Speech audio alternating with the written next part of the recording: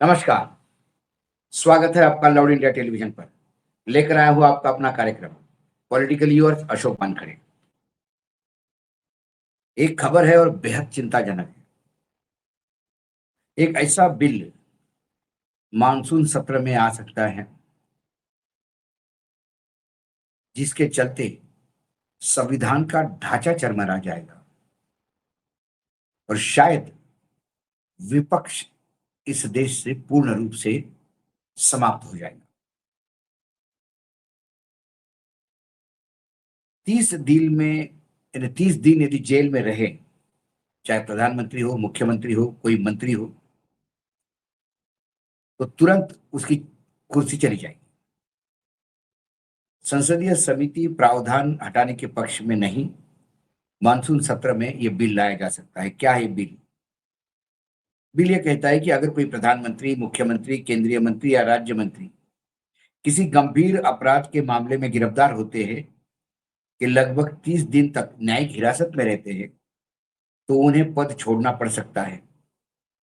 इससे जुड़े बिलों को लेकर सरकार मानसून सत्र में दोबारा पेश हो सकती है। सूत्रों के मुताबिक 130वें संवैधानिक संशोधन बिल पर बनी संसदीय समिति जेपीसी, संयुक्त संसदीय जेपीसी जो है, जॉइंट पार्लियामेंट्री कमेटी, इससे जुड़े प्रावधानों को हटाने के पक्ष में नहीं है। समिति 17 जुलाई को अपनी रिपोर्ट को मंजूरी दे सकती है। गृह मंत्री अमित शाह ने इससे जुड़े 3 बिलों को पिछले मानसून सत्र में संसद के दोनों सदनों में रखा था, जिसके बाद इसे उन्हें जेपीसी को भेजने का प्रस्ताव मंजूर कर दिया गया था। अब क्या मामला क्या है? ये बिल क्या है जिसको लेके मैं कह रहा हूं कि संविधान का ढांचा चरमरा जाएगा?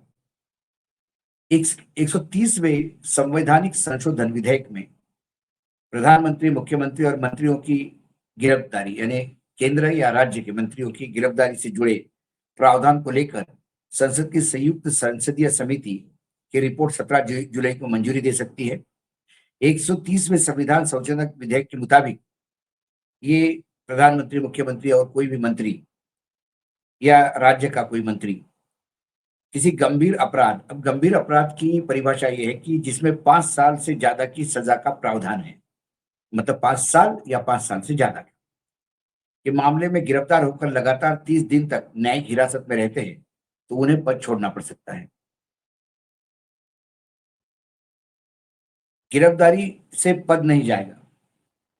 प्रस्तावित प्रावधान तभी लागू होगा जब व्यक्ति लगातार 30 दिन तक न्यायिक हिरासत में रह सकता है। यह केवल उन मामलों में लागू होगा जिनमें 5 साल या उससे ज्यादा की सजा है। छोटे अपराध इसके दायरे में नहीं आएंगे। सरकार क्यों लाना चाहती है बिल? सरकार का कहना है इससे सार्वजनिक जीवन में जवाबदेही बढ़ेगी। उनका तर्क है कि गंभीर आरोपों में लंबे समय तक जेल में रहने वाले व्यक्ति मंत्री पद पर बना रहे, यह लोकतांत्रिक नैतिकता के खिलाफ है। अब कुछ शब्द है, जवाबदेही, नैतिकता, ये 2 शब्द याद रखिएगा। विपक्ष का कहना है कि जांच एजेंसियों का दुरुपयोग कर राजनीतिक विरोधियों को गिरफ्तार कराया जा सकता है। अगर ऐसा हुआ तो चुनी हुई सरकारों को अस्थिर करने का खतरा ज्यादा पैदा हो सकता है। अब सुप्रीम कोर्ट में भी यदि ये बिल पास भी होता तो उसको दिया जा सकता है, मतलब चुनौती दी जा सकती है।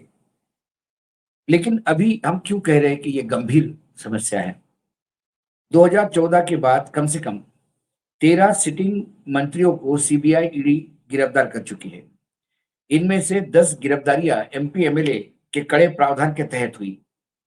ज्यादातर गिरफ्तारियां आप शासित दिल्ली और टीएमसी शासित पश्चिम बंगाल में हुई। किसी भाजपाई मंत्री की कोई गिरफ्तारी नहीं हुई। उत्तर प्रदेश में एक मंत्री राकेश सचाना को अवैध हथियार रहने के मामले में 1 साल की सजा हुई थी।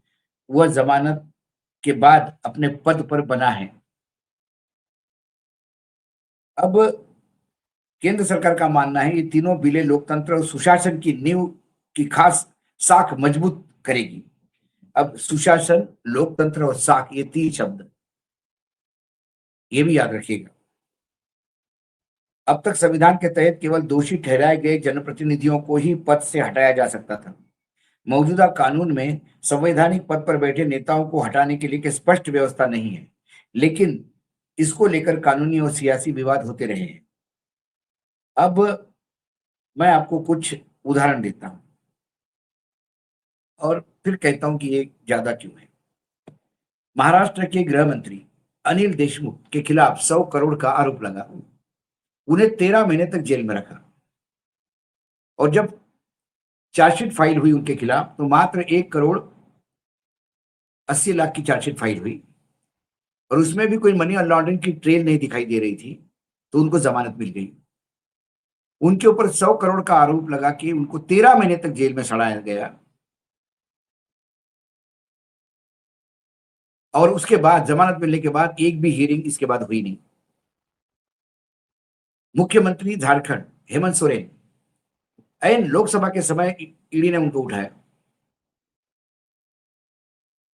अरेस्ट कर दिया, 5 महीने जेल में रहे। पुनः लोकसभा का पूरा चुनाव जेल से ही रहना पड़ा उनको। उन पे आरोप था 8 एकड़ जमीन कब्जाने का आदिवासी की, वो स्वयं भी आदिवासी है।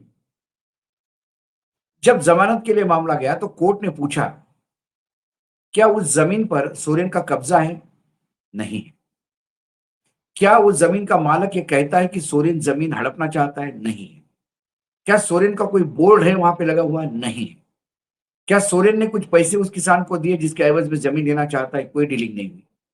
क्या सोरेन के नाम से उक्त जमीन का कोई रजिस्ट्री है? नहीं है। कोई कच्ची पक्की लिखित में कोई चिट्ठी हो तो वो भी नहीं है। तो फिर सोरेन जेल में क्यों है? तो बताया गया किसी व्यक्ति ने कंप्लेंट कर दी एफिडेविट देके कि ये जमीन सोरेन ने कब्जा कर ली है, तो सोरेन को उठा के लाए जेल में, 5 महीने रख दिए। उनको दूसरा मुख्यमंत्री बनाना पड़ा। अब जब ये छूट के वापस आ गए तो फिर मुख्यमंत्री बने।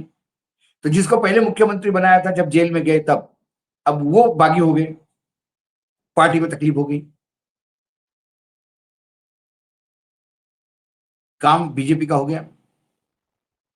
अरविंद केजरीवाल, मनीष सिसोदिया मुख्यमंत्री उप मुख्यमंत्री दोनों जेल में, संजय सिंह जेल में जो फायर ब्रांड उनके सांसद है राज्यसभा के, और भी मंत्री जेल में।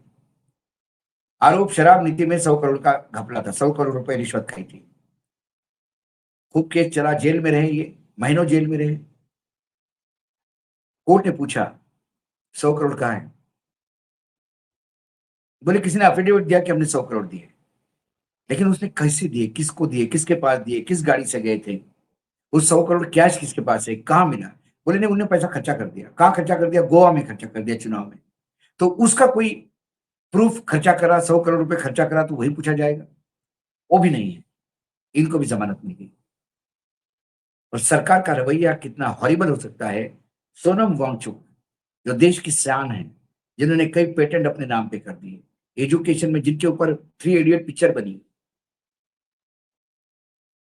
वो हिमालय के बचाने और पूरा पर्यावरण के लिए पूरे विश्व में माने जाते हैं।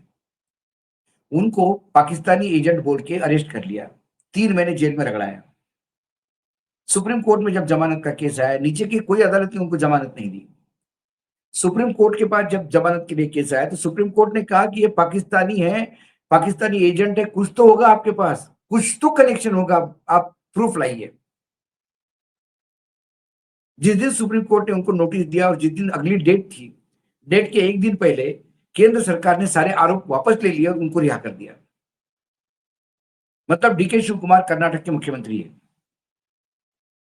इनके ऊपर देशद्रोह का आरोप लगाओ, इनको जेल करवा दो 30 दिन तक। उनका मुख्यमंत्री पद जाएगा, किसी और को मुख्यमंत्री बनाना पड़ेगा कांग्रेस को। और जब वो 2-3 महीने रह के जेल में जब उनका केस आएगा हियरिंग के लिए, तब ये बोला जाएगा कि हम हमारे केस वापस लेते हैं, आप जाओ वापस। वो वहां बाहर आएंगे तो नया मुख्यमंत्री उनको मुख्यमंत्री नहीं बनने देगा, पार्टी में टूट होगी।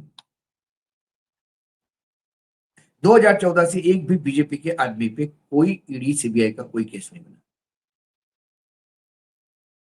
विपक्ष पे केस बनता है, वो बीजेपी में चले आते हैं, केस सेटल डाउन हो जाता है।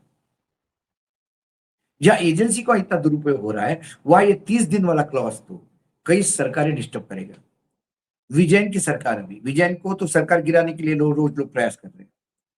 विजयन को 30 दिन के लिए जेल में रखो, विजयन को इस्तीफा देना पड़ेगा, किसी ना किसी को तो मुख्यमंत्री बनाना पड़ेगा। अब जब वो मुख्यमंत्री बनेगा तो वहां पार्टी में टूट हो जाएगी और पार्टी तोड़ने के लिए बाहर फावड़ा लेके खड़े हुए हैं। विजयन की पार्टी समाप्त हो जाएगी, तमिलनाडु में नई सरकार आ जाएगी, शायद वो एनडीए की हो।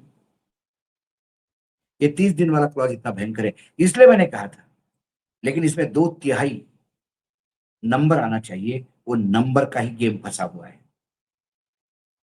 देखते हैं बीजेपी ये बिल कैसे पास करवाती है।